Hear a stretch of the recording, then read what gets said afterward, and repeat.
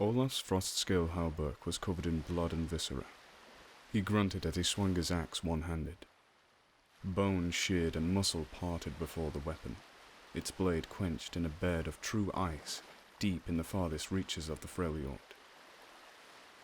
Bearing a spitting torch in one hand, he waded through the dripping innards of the kraken worm, hewing deeper with every swing.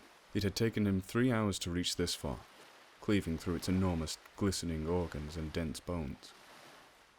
True, the beast was already dead, skewered a week ago from a months-long chase down from the north.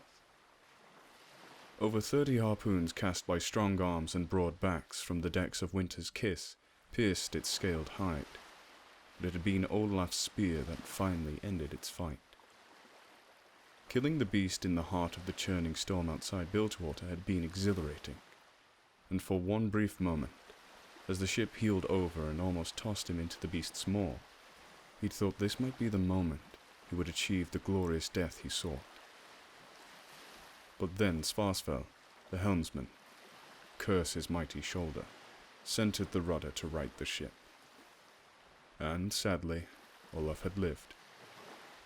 Another day closer to the terror of dying peacefully in his bed as a grey-bearded ancient. They'd birthed in Bilgewater, hoping to sell the carcass and strip it of battle trophies. Vast teeth, black blood that burned like oil, and titanic rib bones fit to roof his mother's hall. His fellow tribesmen, exhausted from the hunt, were sleeping aboard Winter's Kiss, but Olaf, ever impatient, could not rest. Instead, he took up his glittering axe and set to work in dismembering the colossal monster.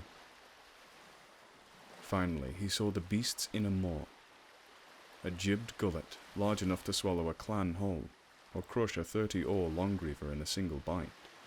Its teeth were chiseled fangs like obsidian boulders. Olaf nodded. Yeah.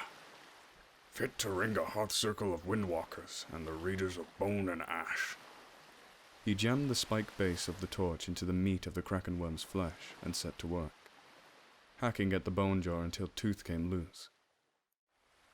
Hooking the axe to his belt, Olaf lifted it clear and set it upon his shoulder, grunting at the enormous weight. Like a frost troll gathering ice for his lair, he said, making his way out of the beast's innards, wading knee-deep in blood and caustic digestive juices. Eventually he emerged from the giant wound in the kraken worm's rear and drew in a lungful of slightly fresher air. Even after the innards of the beast, Bilgewater was a rank soup of smoke and sweat and dead things. Its air was heavy with the smell of too many people living packed together like swine in a midden.